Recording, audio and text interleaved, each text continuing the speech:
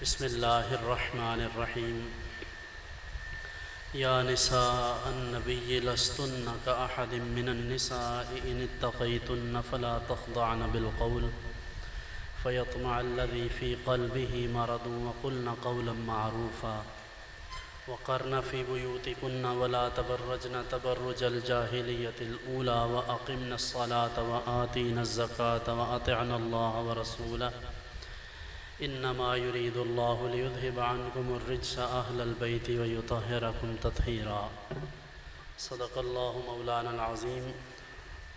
درود پاک پڑھ لیجیے۔ الصلاۃ والسلام علیک یا سیدی یا رسول اللہ وعلی آلک واصحابک یا سیدی یا حبیب اللہ۔ اللہم صل علی سیدنا ومولانا محمد وعلی آل سیدنا ومولانا محمد واصحاب سیدنا ومولانا محمد وبارک وسلم۔ بعد از حمد و صلات نہایت ہی واجب الاحترام علماء ذیشان اور دیگر معزز سامعین و حاضرین، آج کی یہ پیغام کربلا کانفرنس جس کا اہتمام و انصرام خیر الامم فاؤنڈیشن حلقہ پنڈی بوڑی کے احباب نے کیا ہے، حق تعالی جل شانہ ان تمام دوستوں کی مساعی کو اپنی بارگاہ میں مقبول فرمائے اور ہم سب کی یہاں شرکت بھی قبول و منظور فرمائے۔ سورہ احزاب کی آیات بینات آپ کے سامنے تلاوت کی ہیں، لگ بھگ 26 منٹ باقی ہیں۔ ان 26 یا 25 منٹ میں اپنی گفتگو ختم کروں گا۔ گفتگو کا پہلا حصہ اہل بیت اطہار کے تعارف پر اور ان کی جو تقسیم ہے قرآن و سنت کی روشنی میں کہ کن کن حضرات کو، کن کن شخصیات کو اہل بیت کہا جا سکتا ہے، اس پر ہوگی۔ گفتگو کا دوسرا حصہ سیرت امام عالی مقام یا سیرت ائمہ کرام اور بالخصوص نبی کریم صلی اللہ علیہ وسلم کے اسوہ حسنہ سے قرآن کریم کی روشنی میں چند باتیں ہوں گی۔ بنیادی طور پر سورہ احزاب کی ان آیات بینات میں جو لفظ اہل بیت آیا ہے یا آخری جو مشہور آیت آپ سنتے رہتے ہیں کہ اللہ رب العزت نے ارشاد فرمایا کہ بے شک اللہ تو یہی چاہتا ہے کہ اے نبی کے گھر والوں ناپاکی کو تم سے دور رکھے اور تمہیں خوب پاک فرما دے۔ اس آیہ مبارکہ کا قرآن کریم کی روح سے جو تعلق ہے وہ ازواج مطہرات سے ہے۔ اس بات کو سمجھنا تمام مسلمانوں کے لیے ضروری ہے کہ نبی اکرم صلی اللہ علیہ وآلہ وسلم کے اہل البیت کنہیں کہا جاتا ہے اور یہ کن کن شخصیات پر بولا جا سکتا ہے۔ شیخ محقق علی الاطلاق علامہ عبدالحق محدث دہلوی رحمۃ اللہ علیہ، جو حضرت امام ربانی مجدد الف ثانی شیخ احمد سرہندی رحمۃ اللہ علیہ کے پیر بھائی بھی ہیں، یہ حضرت خواجہ باقی باللہ رحمۃ اللہ علیہ کے مرید ہیں۔ اس زمانے میں کسی کو کسی کا مرید ثابت کرنا بھی بڑی عجیب بات ہے، جہاں لوگ پیری مریدی کو ایک طرف تو کھیل تماشا سمجھتے ہیں، دوسری طرف کچھ لوگوں نے دنگل بنا رکھا ہے اس کا، اور وہیں ایسے لوگ بھی ہیں جو اس پورے سسٹم کا سرے سے انکار کرتے ہیں اور قرآن کریم کے جو یعنی قصص القرآن ہیں ان کے بھی انکار پر اتر آتے ہیں۔ تو اس لیے میں نے ڈیلیبریٹلی یہ بات کہی ہے کہ حضرت شیخ عبدالحق محدث دہلوی جن کی خدمات حدیث کے باب میں ہندوستان میں کثیر ہیں اور اہل علم پر یہ بات مخفی نہیں ہے، اور یہ حضرت مجدد الف ثانی کے پیر بھائی اور خواجہ باقی باللہ کے مرید ہیں۔ حضرت شیخ اشیۃ اللمعات میں ارشاد فرماتے ہیں کہ اہل البیت کا لفظ جب بولا جاتا ہے تو سب سے پہلے جن ہستیوں کا تصور ذہن میں آتا ہے وہ حضرت امام حسن و حسین اور حضرت خاتون جنت اور مولا علی ہیں۔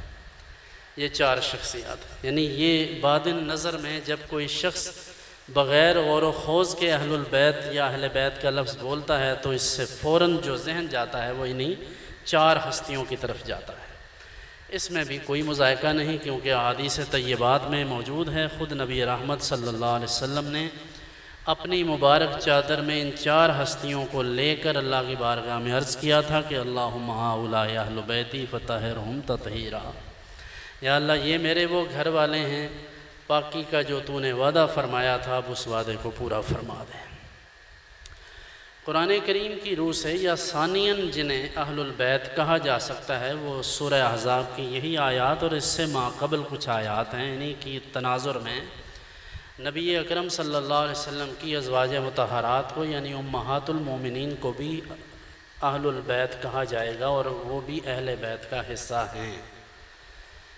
یہ دوسرا مصداق ہے اہل بیت کا۔ اور تیسرا مصداق وہ تمام بنو ہاشم ہیں جن میں آل علی، حضرت علی کی وہ اولاد جو حضرت سیدہ فاطمہ الزہرا کے علاوہ خواتین سے ہے، جو ان کے وصال کے بعد حضرت علی نے نکاح کی ہے، یعنی دیگر لوگ جو ہماری طرح حسنی یا حسینی سادات نہیں ہیں، وہ علوی ہیں، لیکن وہ بنو ہاشم ہونے کی وجہ سے ان پر بھی زکوٰۃ لینا جائز نہیں ہے۔ وہ تمام آل علی ہوں، آل عباس ہوں، آل حارث ہوں، آل عقیل ہوں، ان تمام پر جن پر زکوٰۃ حرام ہے وہ بھی اہل بیت کہلانے کے حقدار ہیں۔ اس کے بعد نبی کریم صلی اللہ علیہ وسلم نے اپنے اختیار سے اور اپنی چاہت سے جنہیں اپنے اہل بیت میں شامل کیا انہیں بھی یہ سعادت اور یہ اعزاز حاصل ہے، جیسے کہ جناب سلمان فارسی رضی اللہ تعالیٰ عنہ۔ بہرحال اس ساری گفتگو کا خلاصہ یہ ہے کہ یہ تمام نسبتیں اور یہ تمام تعلقات اور یہ جو فضائل ہیں یہ لڑائی کے لیے نہیں ہیں، یہ محبت میں اضافے کے لیے ہیں۔ ان چیزوں کو لے کر کسی ایک کی محبت دل میں رکھ کر یا ذہن میں ان کا تصور بٹھا کر دوسرے کی کردار کشی کرنا، دوسرے طبقے کو نیچا دکھانا، یہ کسی بھی اہل ایمان کا شیوا نہیں ہو سکتا۔ ایک طرف نبی کریم صلی اللہ علیہ وسلم کے خاندان کے لوگ ہیں جن میں آپ کی ازواج بھی ہیں، آپ کے صاحبزادگان، آپ کی صاحبزادیاں ہیں، حضرت علی ہیں، حضرت خاتون جنت کی اولاد ہے، ساری حسنی حسینی سادات ہیں، ائمہ طاہرین ہیں۔ اور دوسری جانب حضرت جناب صدیق اکبر، جناب فاروق اعظم اور جناب عثمان غنی اور دیگر اصحاب کبار ہیں۔ ایک متوازن اور معتدل مسلمان کا یہ کام ہے کہ وہ اہل بیت اطہار سے محبت رکھتے ہوئے اصحاب رسول کا ادب اور احترام ہمیشہ پیش نظر رکھے اور ان کے بارے میں کوئی کسی قسم کی نازیبا بات نہ کرے اور نہ سنے، اور جو لوگ ایسی بات کرتے ہیں ان لوگوں سے بھی اپنا تعلق ختم کر دے، یہ ایمان کا تقاضا ہے۔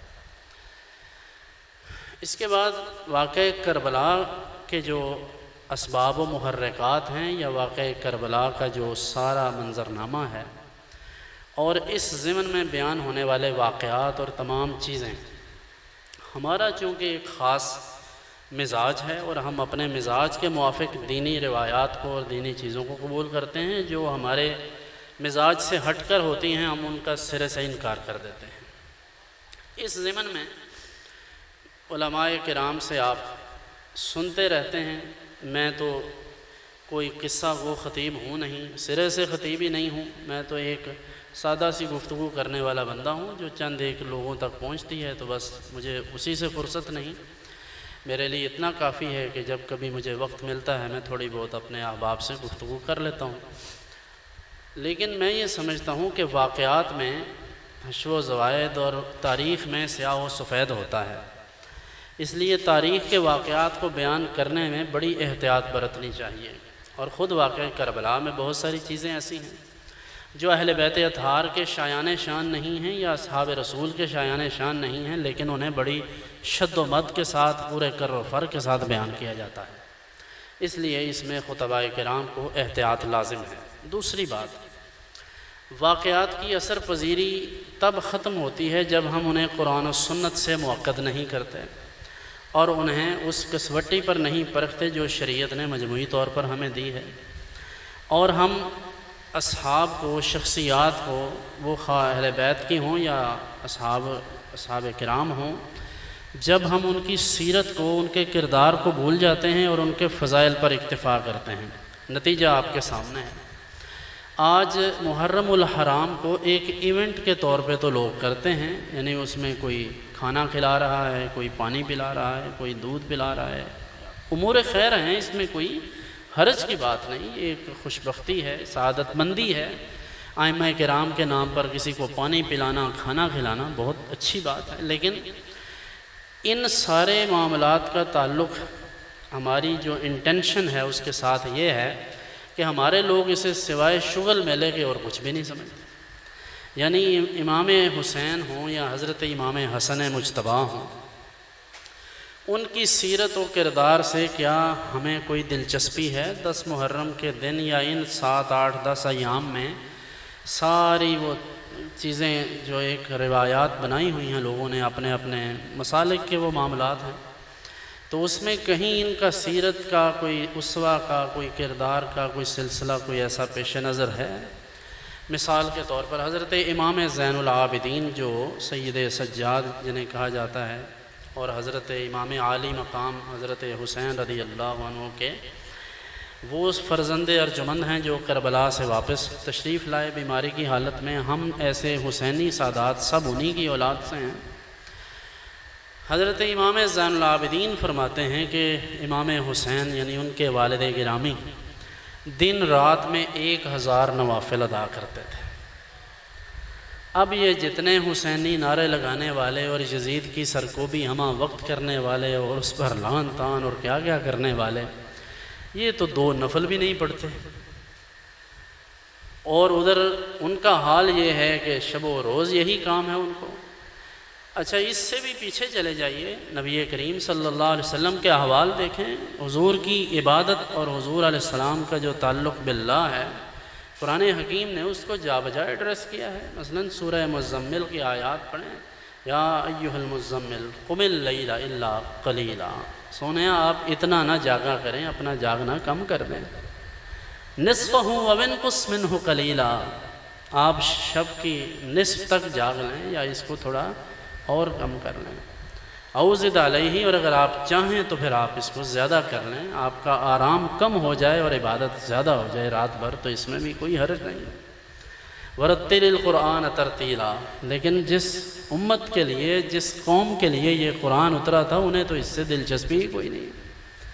وہ تو محفلوں میں بیٹھتے ہی اس لیے ہیں کہ بس کوئی لنگر شنگر مل جائے یا تھوڑا سا ہم اپنا انٹرٹینمنٹ کر لیں، آؤٹنگ کر لیں، اور بس۔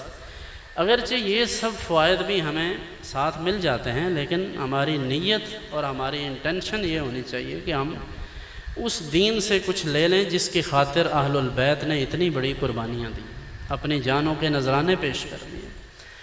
تو اللہ رب العزت نے حضور علیہ السلام کی عبادت کی کثرت کے سبب ارشاد فرمایا کہ آپ اس رات کے جاگنے کو کم کریں۔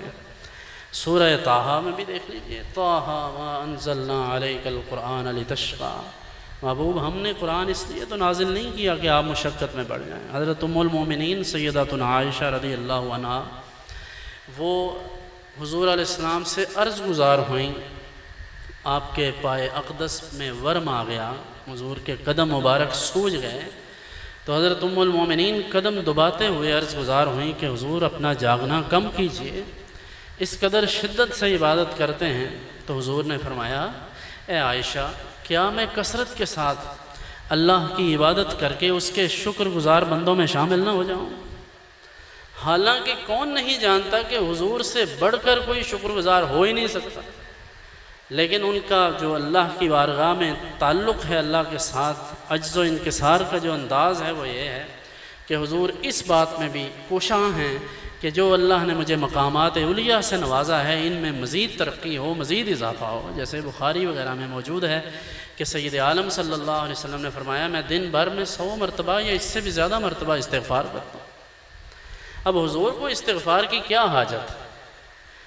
ان سینس کہ حضور صلی اللہ علیہ وآلہ وسلم خود معصوم عن الخطا ہیں، لوگوں کی ہدایت کے لیے تشریف لائے ہیں، گناہوں سے پاک ہیں، گناہوں کا شائبہ بھی نہیں ہے۔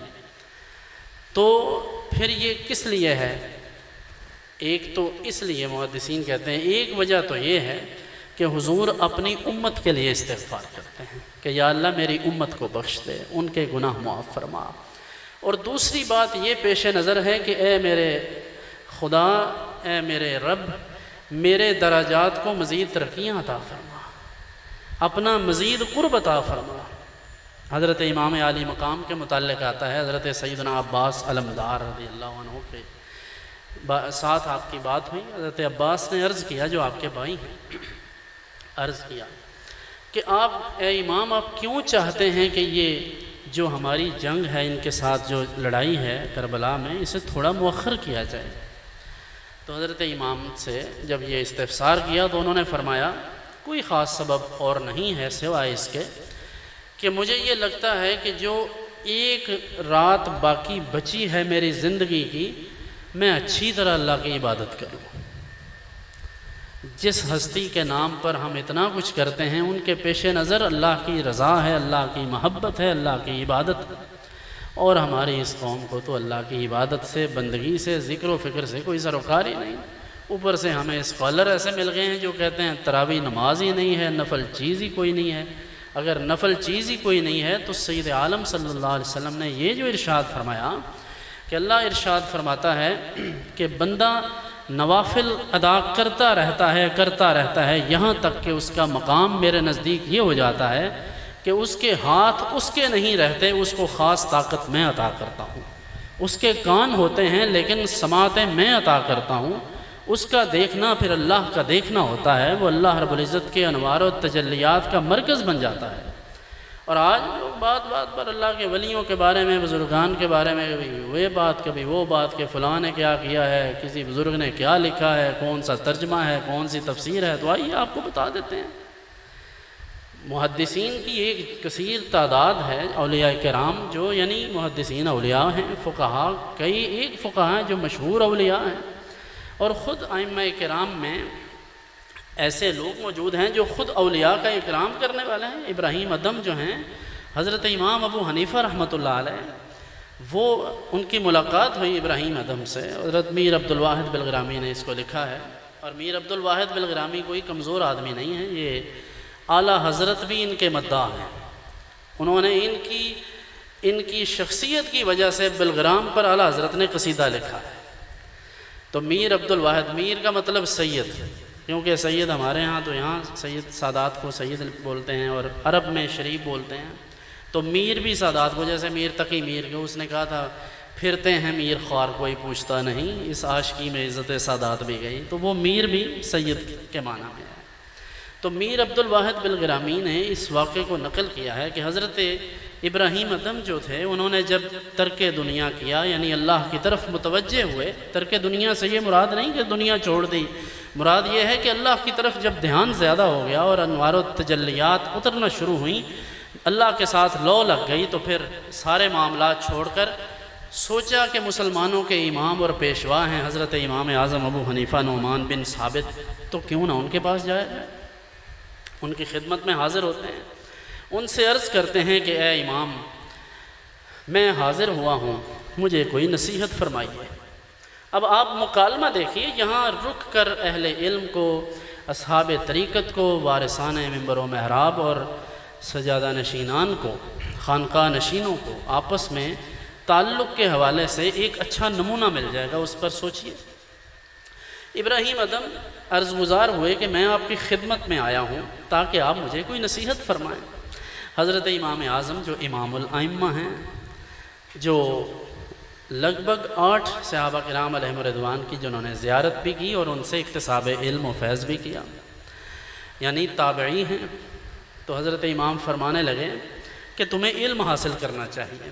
اچھی نصیحت تھی، قرآن و سنت کے مطابق تھی، لیکن ابراہیم ادم کہنے لگے من جملہ علوم میں سے ہم تک ایک بات پہنچی تھی اور ہم نے اس پر عمل کر دیا۔ فرمایا وہ کیا ہے؟ ابراہیم ادم کہنے لگے وہ یہ ہے کہ ہمیں یہ پتہ چلا تھا کہ دنیا کی محبت ہر برائی کی جڑ ہے، تو ہم نے اسے ترک کر دیا۔ امام اعظم ابو حنیفہ کو کہنے لگے اے امام، ذرا آپ بھی بتلائیے کہ جتنا علم اللہ نے آپ کو دیا ہے بھلا آپ نے کیسا عمل کیا ہے۔ اس بات کی اثر پذیری کا یہ عالم ہے کہ حضرت امام ابو حنیفہ بے ہوش ہو جاتے ہیں یہ بات سن کر، اور ہوش آتا ہے تو انہیں کہتے ہیں اب تمہیں مزید علم کی نہیں کسی اللہ والے کی صحبت کی ضرورت ہے۔ اور یہ صحبت پھر کوئی امام ابو حنیفہ کی یا مطلب اعلیٰ حضرت بریلوی کی یا اعلیٰ حضرت گولڑوی وغیرہ یا ان بزرگان کی بات ہی نہیں ہے۔ قرآن کریم کو اٹھائیے، سورہ کہف میں اللہ ارشاد فرماتا ہے، اور یہ واقعہ صحیح بخاری سے بھی اس کو آپ انڈورس کر سکتے ہیں، دیکھ سکتے ہیں باقاعدہ۔ نبی کریم صلی اللہ علیہ وسلم نے اس کو تفصیل سے بیان کیا ہے۔ جب ایک مجلس میں اللہ کے نبی حضرت موسیٰ علیہ السلام کوئی بات کر رہے تھے، کسی نے سوال کیا کہ بتائیے سب سے بڑا عالم کون ہے؟ انہوں نے کہا میں عالم ہوں۔ اس پر اللہ نے وحی فرمائی کہ اے موسیٰ یہ کیوں نہ کہا کہ اللہ سب سے بڑا عالم ہے؟ بس اسی پر بات آگے چل نکلی، اور پھر فرمایا اب ہم تمہیں یہ بھی بتا دیتے ہیں کہ تم سے بڑا عالم بھی ہے، لہٰذا نکلو اور سفر کرو۔ قرآن حکیم نے اس واقعے کو بڑے خوبصورت الفاظ میں یوں بیان کیا ہے کہ حضرت موسیٰ علیہ السلام جناب خضر کے پاس جاتے ہیں، اور ان کے پاس جا کر عرض گزار ہوتے ہیں کہ حل اتبعک علی ان تعلمنی مما علمت رشدا۔ اب آپ بتا سکتے ہیں کہ ہم کسی اللہ والے کے پاس کیوں جاتے ہیں، کیا حاصل کرنے جاتے ہیں، کیا لینے جاتے ہیں؟ یہی تربیت ہے، اور یہ نظام تربیت ایسا ہے جو صرف ولیوں کو ضرورت نہیں ہے، نبیوں کو بھی ضرورت ہے۔ جیسے وفوق کل ذی علم علیم، ہر علم والے کے اوپر ایک علم والا ہے، ایسے ہی اصحاب طریقت اور جو اصحاب کیفیات ہیں ان میں سے بھی بڑے سے بڑے مقربین بارگاہ موجود ہیں۔ اس لیے حکم ہوا کہ جائیے ان کی صحبت اختیار کیجیے، اور انہوں نے کی۔ اسی طرح حضرت موسیٰ علیہ السلام پھر صرف یہی نہیں بلکہ حضرت شعیب علیہ السلام کی صحبت میں رہے۔ جو اقبال نے کہا تھا اگر کوئی شعیب آئے میسر، شبانی سے کلیمی 2 قدم ہے۔ اگر کوئی اچھا مربی ہو جائے، تربیت کرنے والا اچھا مل جائے تو راہیں آسان ہو جاتی ہیں۔ اس لیے یہ بات بڑی قابل غور ہے کہ اہل اللہ کے ساتھ جو تعلق ہے، ان کے ساتھ جو نسبت ہے، یا ان سے جو ہمیں موٹیویشن ملتی ہے، وہ اللہ کے نبی صلی اللہ علیہ وآلہ وسلم کی سنت ہے، حضور کا اسوہ ہے، بزرگان دین کا یہ طرز عمل ہے، تو اسے پیش نظر رکھنا چاہیے۔ میری عرض کا مقصد یہ ہے کہ ہم جو اہل بیت اطہار کے صحابہ کرام کے واقعات بیان کرتے ہیں یا ان کی جو شخصیات پر بات کرتے ہیں، ہمیں شدت کے ساتھ اس بات کو محسوس کرنا چاہیے کہ ہمیں ان کی سیرت و کردار پر بھی بات کرنی چاہیے، اور اس پر اپنی قوم کو موٹیویٹ کرنا چاہیے۔ نبی پاک صلی اللہ علیہ وسلم کا جو اللہ کے ساتھ تعلق ہے، اللہ کے ساتھ محبت ہے، لوگ یہ تو بتاتے ہیں کہ اللہ کتنی محبت فرماتا ہے حضور سے، یہ بھی بتائیں کہ حضور اللہ سے کتنی محبت کرتے ہیں۔ اتنی محبت فرماتے ہیں کہ حضور نے ارشاد فرمایا اگر میرے دل کا کوئی حصہ، کوئی گوشہ خالی رہ جاتا اللہ کی محبت سے تو اس میں ابو بکر کی محبت ہوتی، لیکن اللہ نے میرے دل میں کوئی گنجائش چھوڑی ہی نہیں، اس لیے اللہ کے سوا کسی کی محبت نہیں ہے دل میں۔ یہ ہے حضور کی اللہ کے ساتھ اٹیچمنٹ، اور قرآن اس بات کو ان الفاظ میں بیان کرتا ہے والذین آمنوا اشد حبا للہ۔ ایمان والوں کی کیفیت یہ ہے کہ وہ سب سے زیادہ اللہ سے محبت کرتے ہیں۔ تو اللہ سے محبت کبھی بھی اللہ کے رسول صلی اللہ علیہ وسلم سے محبت کی مخالف نہیں ہو سکتی، اور اللہ کے نبی صلی اللہ علیہ وسلم سے محبت کا کبھی یہ معنی نہیں ہو سکتا کہ یہ اللہ کی محبت کم ہو گئی ہے۔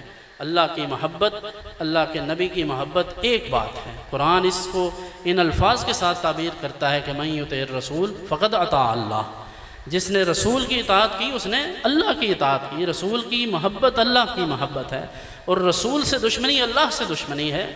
رسول محتشم صلی اللہ علیہ وسلم کی بات تو بہت بلند ہے، حضور نے تو یہاں تک ارشاد فرمایا حضرت امام حسن و حسین کے متعلق اللہم وال من والاہما وعاد من عاداہما، اے اللہ جو ان سے محبت کرے تو بھی اس سے محبت فرما، اور جو ان سے دشمنی روا رکھے تو بھی اسے اپنا دشمن بنا لے۔ تو اس لیے میری عرض ہے دست بستہ سنجیدگی اور متانت کے ساتھ، بڑی یعنی شعوری طور پر اور بڑی ذمہ داری کے ساتھ ہمیں ذکر و فکر کی طرف اور عبادات کی طرف متوجہ ہونے کی ضرورت ہے۔ مغرب میں نے بڑی گہرائی کے ساتھ اور بڑی تفصیل کے ساتھ بڑے یعنی لوکل لوگوں سے بھی جتنا انٹریکشن ہوتا ہے، میں نے پچھلے 2-2.5 سال میں یہ محسوس کیا کہ جس چیز کی شدت سے کمی ہے اور ہم لوگوں کو اس کا ادراک نہیں ہے اور ہمیں اس کی قدر نہیں ہے، وہاں اس بات کی کمی لوگ محسوس کرتے ہیں کہ ہمیں روحانیت چاہیے۔ وہاں لوگ جب اکتا جاتے ہیں، ڈپریسڈ ہو جاتے ہیں، ڈپریشن میں چلے جاتے ہیں، انہیں مختلف قسم کے مرض لاحق ہو جاتے ہیں، تو وہ انہیں کہتے ہیں کہ آپ مراقبہ کریں، آپ کسی محفل ذکر میں جائیں، آپ کسی ایسی محفل میں جائیں جہاں لوگ نعت پڑھ رہے ہوں، جہاں مولا یا صلی وسلم پڑھا جا رہا ہو، جہاں اللہ کا ذکر ہو رہا ہو، جہاں قرآن پڑھا جا رہا ہو۔ میں ایک چھوٹی سی مثال عرض کر دیتا ہوں، مجھے یاد آ گیا۔ میں ایک دن وہاں ایک جگہ گیا تو وہاں ایک گورا مجھے ملا، تو وہ کہتا ہے کافی دنوں سے تم نظر نہیں آئے، کہاں تھے؟ تو میں ایسے ہی ادھر ادھر پروگراموں وغیرہ پہ گیا تھا۔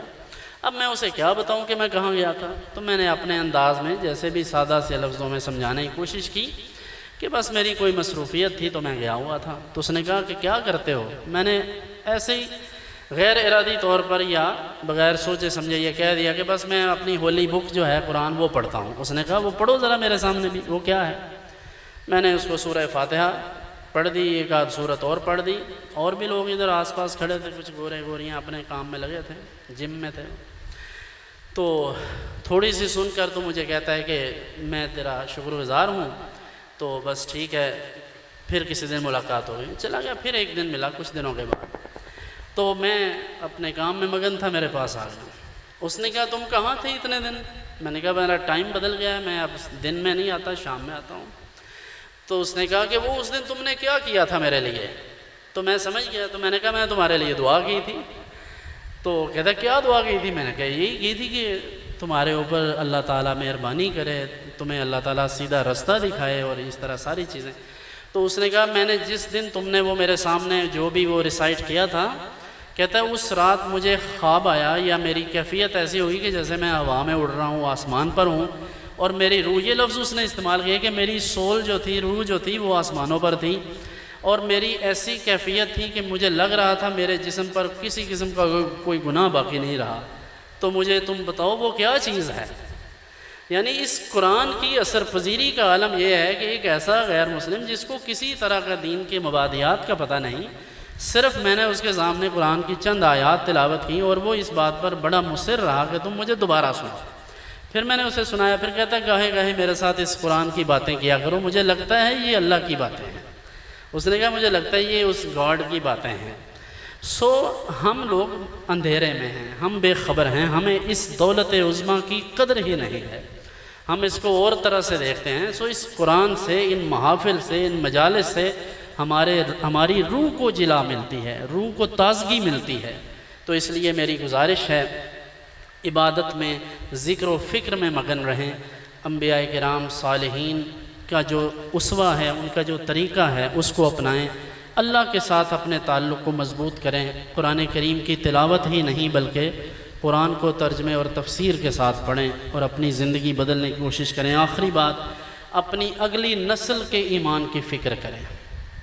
جس تیزی کے ساتھ فتنے بڑھ رہے ہیں، آج جو لوگ محفلوں کے نام پر اکٹھے ہو جاتے ہیں، ان سے دست بستہ گزارش ہے کہ آپ کے اسکول میں، کالج میں، یونیورسٹی میں پڑھنے والے بچے اور بچیاں، ان کو بٹھا کر ایک ایک چیز سمجھایا کریں۔ آپ ان کو دنیاوی تعلیم ضرور دلوائیں، یہ بہت اچھی بات ہے، ضروری ہے، لیکن ان کی دینی تربیت کریں، انہیں بتائیں کہ ہم مسلمان کیوں ہیں، انہیں بنیادی عقائد بتائیں۔ منکرین ختم نبوت آج ایک ایک بندے پر یعنی انفرادی طور پر محنت کر رہے ہیں اور ان کا دماغ خراب کر رہے ہیں۔ تو آج اپنے بچوں کو عقیدہ ختم نبوت اور ضروریات دین بتانے کی ضرورت ہے۔ بتائیں ہم کیوں مسلمان ہیں، اور جب آپ کو خود نہیں پتہ ہوگا تو بچوں کو کیسے بتائیں گے؟ تو یہی خلاصہ کلام ہے، دین سے محبت کیجئے، دین کے قریب رہیے، اپنی اگلی نسل کو بھی قرآن کریم کے ساتھ اور دین کے ساتھ جوڑیے، اور ان علماء سے رابطے میں رہیں جو قرآن و سنت کے مطابق آپ کی رہنمائی کرتے رہتے ہیں۔ حق تعالی جل شانہ میری اور آپ کی حاضری کو مقبول فرمائے۔ اللہم صلی علی سیدنا محمد وبارک وسلم۔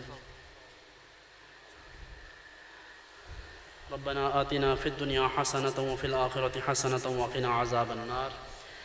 الہ العالمین، ہم سب کی اس حاضری کو اپنی بارگاہ میں قبول فرما۔ جن دوستوں نے اہتمام و انصرام کیا انہیں جزائے خیر عطا فرما۔ تمام دوستوں کی نیک جائز حاجات پوری فرما۔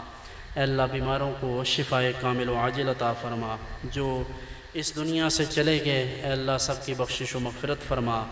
اس مارکی کے جو منتظم ہیں حاجی رفاقت صاحب، ان کی والدہ دنیا سے چلی گئی ہیں۔ تمام دوست دعا کریں کہ اللہ ان کی مغفرت فرمائے۔ الہ العالمین ان کی قبر و حشر کی منزلوں کو آسان فرما اور ان کی تمام اخروی منازل آسان فرما کر گھر والوں کو صبر عطا فرما۔